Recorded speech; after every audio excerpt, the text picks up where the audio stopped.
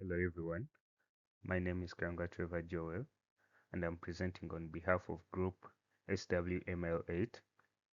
My group mates are Akanga Andrew and Okanya George, and we are supervised by Dr. Marvin Galiwango. Our project is called a dual model convolution architecture for real-time hospital navigation. You can call it the Hospinav. So this is a real-time autonomous wheelchair navigation system for hospital environments. So this is what we will go through. An introduction to our problem, related work, a problem statement, research questions and objectives, research contributions, methodology, our dataset description, results limitation, and the conclusion. Related work. These are the papers that have something similar to what we are doing. The first one is attention is all you need. In this paper, self-attenuation was established self-attention mechanism. But the issue with it is its quadratic complexity makes it unsuitable for real-time edge devices. Uh, because for us, we are supposed to put our system on an edge device. So that was the structural limitation. The second one was the single-shot multi-box detector. Now this introduced multi-scale single-shot detection, which is fast, but its issue is its performance on very small objects is really bad. And the most directly relevant paper is by Quadri and Jawawi in 2024. This specifically looked at wheelchair navigation in hospitals. They found the yellow R to be suitable for safety criteria, but it failed to meet real-time execution requirements on its own. That finding directly motivates our dual model approach. The other paper was the HIOD dataset in 2023. This had very strong accuracy, but it covered 56 generic object categories without any navigation integration or person annotation strategy. The gap is exactly what we are feeling.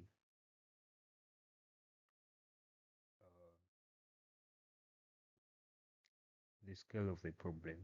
65 million people worldwide need wheelchair assistance.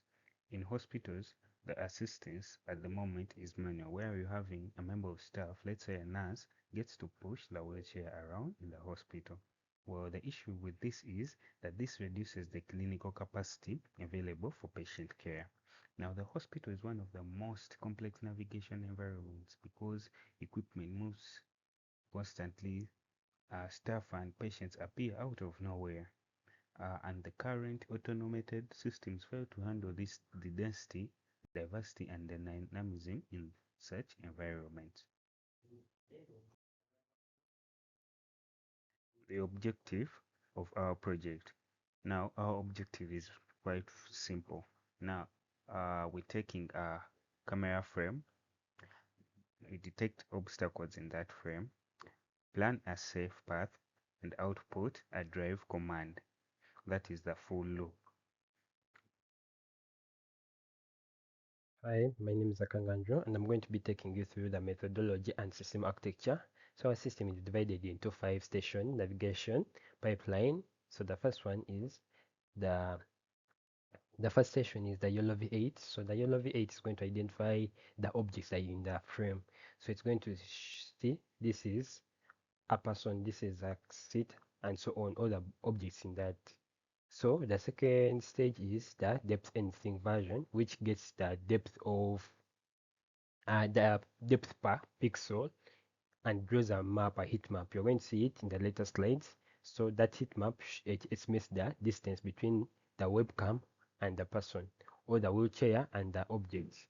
So stage 3 is the occupancy grid. So this occupancy grid is going to get the yellow V8 and the depth heat map outputs, and then converts them so that it can draw a 20 by 20 grid, which shows the start position and the end goal where the planning ESTA is going to happen.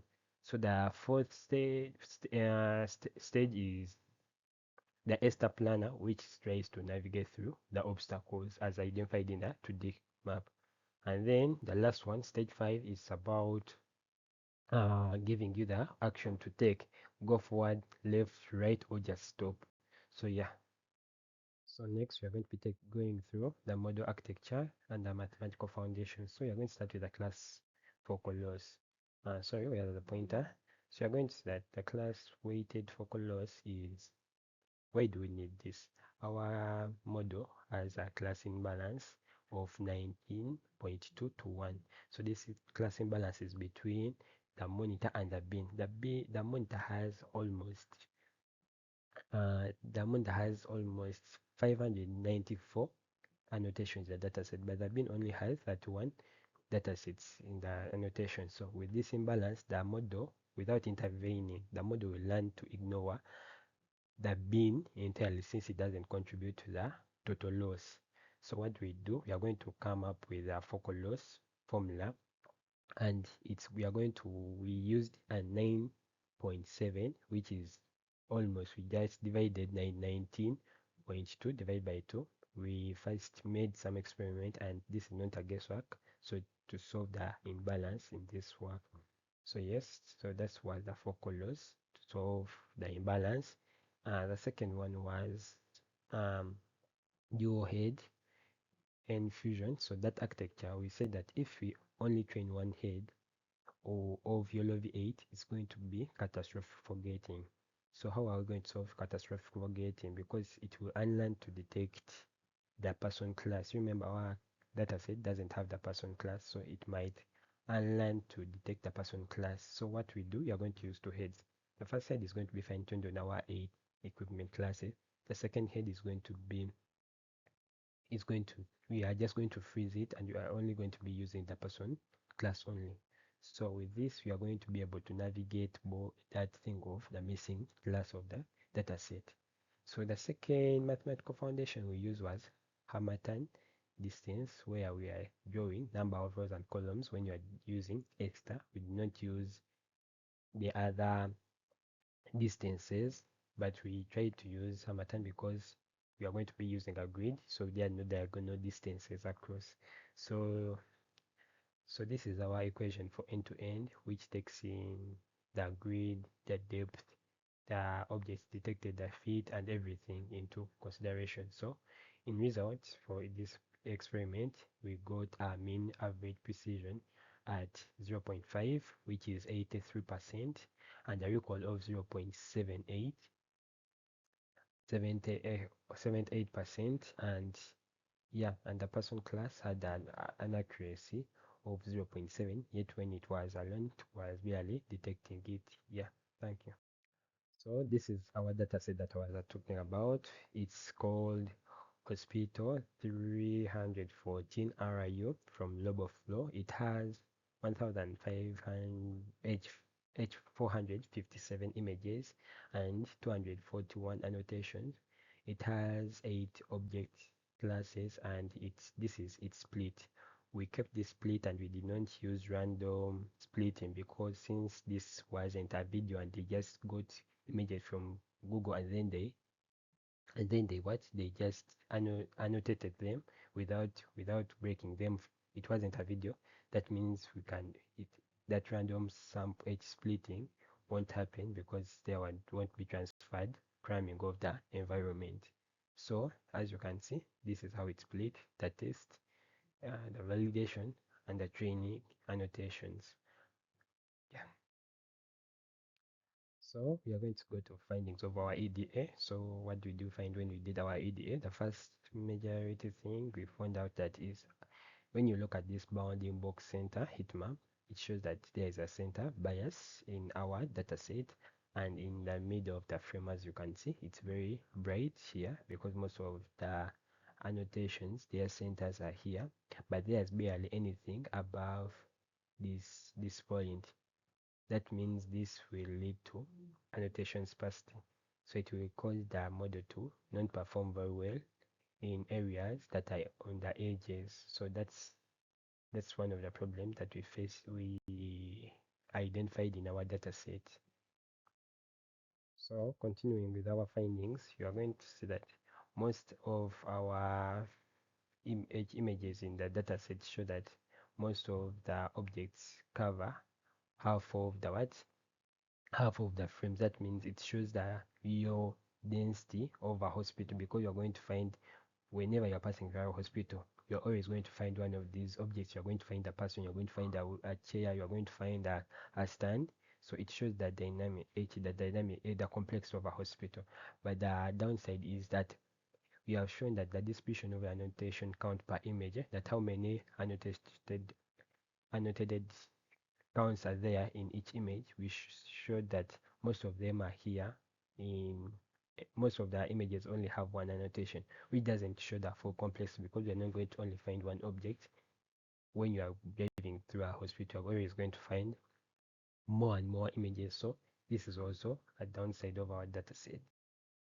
My name is Lukanya George, and I'm here to continue from where my colleague stopped. So for the current slide, we are going to talk about the ADA findings and the gap analysis. So to begin with, the most important finding we had was that there are 5 classes that are completely missing, and they're important in navigation. And in this case, we have the corridor signs, the trolley, the wheelchair, the door, and the person. And then on the 8, we have the 8 that have been stated throughout this whole series. We have only the monitor, the bed, and the sofa that meet the 300 annotation threshold for reliable detection. Focusing on the person class only, the gap directly motivates a dual head architecture, which we have chosen in this case. And uh, no annotations, it means that the fine-tuned model will never learn to detect people, because we lack the the person annotation. Sorry. So in this case, we are using the frozen cocoa head, and it solves this at 0 additional annotation cost.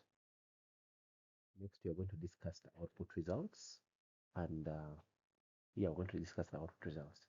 We're going to look at the validation and training. Here you look at validation, mean average precision at 0.5 per epoch, and validation recall per epoch. Then for training, you look at the training box loss and the training classification loss. Yeah, these are the training curves, and they show 3 experiments, which are the baseline, weighted, and augmented. Baseline and augmented both converge, so you'll see that both baseline and augmented converge quickly at near 0 classification loss. The augmented experiment starts with a classification loss of approximately 75, and this spikes. Yeah, and that spike there of 75 is caused by mosaic augmentation combining 4 images per sample. Yeah, that's for training.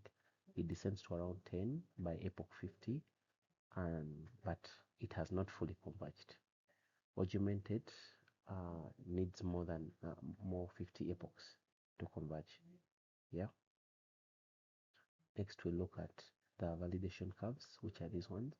They tell the selection story. The baseline peaks at mean average precision of 0.87 around epoch 36, but each recall is only 0.71. So the weighted and augmented plateau at MAP 0.83. You look at 0.83, you look at the plateaus there, but both reach the recall of 0.787. That means we are trading 0.035 mean average precision for 7.7 percentage points of recall. Given that a missed obstacle causes a collision, the trade-off is non-negotiable. So here we really look at more recall than precision. Next, we look at the results per class and ablation. So we have a confusion matrix which confirms the pattern. Strong diagonal across sofa, bed, and monitor, which are the well-represented classes. The dominant failure mode is the background row. objects predicted as background rather than their correct class. That is the dominant failure mode. That is caused by the spatial center bias. Objects near the frame edges or flow levels are underrepresented. Most of our images are in the center. The bin gets one correct prediction and one background prediction on two total validation instances. That result is statistically unreliable but consistent with a 31 instance training class. It is a data problem in this case, not an architecture problem. Even GradCamp confirms this. The monitor produces a tight focused heat map. The bin produces a scattered diffuse one because it's a small object and it's a bit to the edges. The ablation study quantifies the interventions, and without the bin class weight, bin recall is next to zero. Without the dual model setup, the person mean average precision is 0.04, and both interventions are necessary and their effects are independent. Now we have a demo of the developed product, and that video would also be posted with our submission, but this is just a small overview and a small something brief about how it works. So the full pipeline is deployed as a Flask web application on Hugging Face spaces. The browser, in this case here on Start Webcam, captures a frame. It encodes it as a base64 joint picture expert group, that is JPEG, and sends it to the server via the post to an endpoint called the process frame in our application. The server runs at all 5 stations and returns the detection image, the depth, and the map. You can see this, the detection image, what it has detected, the depth field, and the map. In this case, then also the occupancy grid with the star path drawn. In this case, you can see a path because there is weather, and the drive command. The drive command is, are we going forward, left, or right, or we stop? Everything here runs in a Docker container with pin dependencies for reproducibility. The repo is also given in our research paper, in our concept paper, sorry. So other models that we tested, we have type A and type B, and in type A we trained them from scratch. Type B they were pre-trained. So from track A, from scratch, the yellow V1 failed due to a coordinate decoding bug and 7 by 7 grid limiting one detection per cell. The vision transformer, the VIT here, was actually the best in track A at precision of 0.619, but it required 150 epochs and had no pre-trained weight, so it's not practical. The SSD collapsed entirely with a precision of 0.003 due to anchor scale mismatch, and the detection transformer, the DETR, from scratch reached an F1 score of 0.459 at epoch 5, then suffered a query collapse. Recall dropped to 0.014 with this one by epoch 100. Then in type B, we had the pre-trained models, and the faster recurrent convolution neural network hit mean average precision of 0.785, but only at 10.5 FPS, which is too slow for edge computing. We also had a pre-trained DETR, which got an MAP of 0.564 after 3 epochs with 0 bin detection. We also look at RetinaNet, and our RetinaNet got an MAP of 0.816 and at 86 FPS, but its recall of 0.740 versus our 0.787 on the yellow V8S, and it used no bin class weight. We also had we had a 37% bin average precision. So in this case, the yellow V8S, the weight wins at every safety metric, of which our problem really prioritizes safety. So a conclusion and the next steps, we have 4 challenges and 4 solutions. We had the class imbalance problem, which was solved by the 9.7 times focal loss weight. That's where the bin with its average precision from near 0 to 0.512 using the focal loss weights. Then 0% orientation solved by the dual model architecture, where the person recall comes up to 0.71 versus 0.04 in a single architecture model. Then edge deployment constraints are addressed by int8 quantization, targeting sub 100 millisecond latency, and safety prioritized by calibrating for minimum false negatives. Phase 2 targets, what's next? We're looking at the depth floor to replace the depth anything version 2 for metric depth in real meters, and the Jetson Orin Nano with a tensor RT for hardware validation. Yeah. The semi-supervised pseudo labeling to grow the training data for the missing classes, and that is for future work. We would like to accumulate some of the references we used, and we use the XAI technique. Our reference is given completely. We look at the semi-supervised expansion, which is our phase 2 plan, and the related work that for data sets and navigation systems, all that is given.